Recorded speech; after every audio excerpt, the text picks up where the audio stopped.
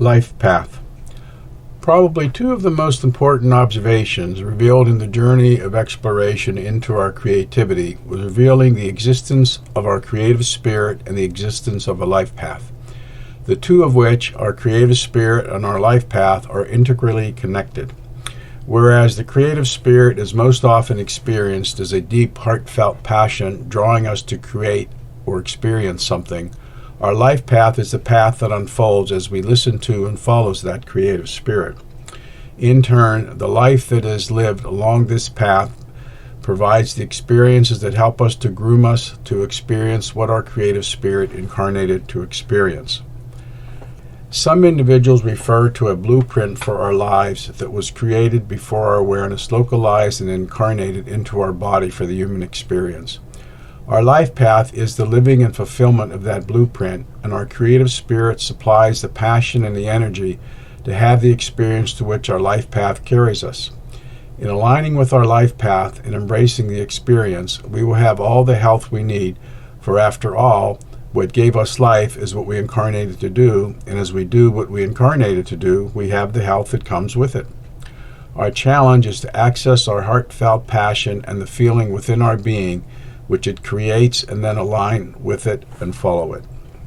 We each are incredibly unique, and we each have something to do in life unique to each of us, and our life grooms us to do it through the unfoldment of our life path.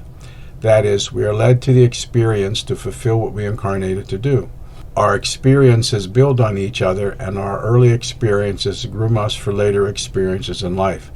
There is a path that has been ordained or planned for us. On hearing of an ordained or planned life path, it sounds like we are destined or we are some type of puppet on a string. From one perspective, you could say that is true, but that is an extremely narrow and inaccurate characterization of what our life path is about. There is, after all, our free will, and it plays an important part. If our life was simply a destiny and we were puppets on a string, our lives would be much like a shooting star or a firework shot up into the air. In either case, when the energy is spent, it dies. But our life path, what occurs in the process, is what matters. How bright and beautiful is the light created in that short life? But more importantly, relative to our life, the energy giving rise to our life is on a particular trajectory. It is on a path going in some direction, much like the shooting star or the firework. Our life is going in a direction, but the path is nothing like the shooting star or the firework shot up into the air. As perceived and experienced by our human mind, our life is not linear like a shooting star or firework. From a human mind perspective, we can expect twists and turns, and some are quite profound and challenging in the change of direction of our life. Yet there is an overall direction, but it's not a direction our mind understands. It is more of an experience-based unfoldment, more like a flower starting from a seed to be planted, germinate, grow, bud, flower, and its fragrance going into the world that is going to seed and then die. Each stage is experienced very differently, yet they all point to the same unfoldment. The unfoldment is the direction. Our life path is more like planning to take a long journey of several thousand miles in a vehicle of some type. In planning the trip, we choose a vehicle, maybe a camper versus a car if we're planning to do some camping. But we identify places we wish to stop along the way and the route we would like to travel. But when we actually start the journey, there are things that we did not expect. Could be problems with our vehicle, unexpected weather problems, road construction, or even road closures, and all the other things that concur on a trip. Although planning a trip is a reasonable analogy, there is something missing. That is, the commitment to the journey. Our life path is more of an energy flow carrying us through life through a varying terrain. A little better analogy is that our life path is like a raindrop falling on the top of the United States Western Continental Divide. If the raindrop falls on the eastern side, it will flow down through the Great Plains, into the Mississippi River, into the Gulf of Mexico, and into the Atlantic Ocean. Once we enter the flow down the mountain, we are committed to the very end wherever that flow carries us. So to our life. Once we enter, we are committed. As the water flows through these different terrains, we will have different types of experiences, different opportunities at each point along the way. We have a free will, and we get to choose how we respond to any particular experience we have. What we think and what we believe about what we experience is very important. If we look at the shooting star analogy, the question becomes, how bright do we allow our true and authentic self and our heartfelt passion to shine brightly no matter what is experienced? And, as said above, there is an overall direction to our life regardless of all the twists and turns we seem to experience. We need to remember we are being groomed and nurtured at each point along the way towards our blossoming and unfoldment. The fact our life does not look like what mind likes, wants, or expects does not matter. Our unfoldment lies beyond the understanding of the human mind. By design, our human mind does not know what we incarnated to do. It is something we must learn to feel our way. It must be understood what we came to do was created before we were born.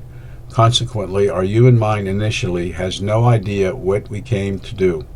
But the flow of our life energy that gives rise to our life and sustains our life is carrying us to those experiences.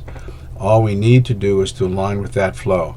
This flow is felt as a feeling. It is a feeling of inner satisfaction and or a feeling of fullness within our being regardless of what is happening in the world around us. We just know what is unfolding is as it needs to be. Now our mind will argue this point, but if it stands outside of itself and observes, we will see we have an inner compass or guidance system that is accessible through feeling. In particular, that feeling of inner satisfaction or fullness of being, and through feeling we can discern what is true for us and serves our unfoldment. Now, as our mind gains experience, it will interpret what we feel. Rather than staying with the feeling, we move into the direction mind thinks we need to go. But all we have to do is look to where mind directs us and ask whether or not we are feeling a deeper inner satisfaction or a deeper, more fully expansive feeling of fullness to know if mind interpreted what we feel properly.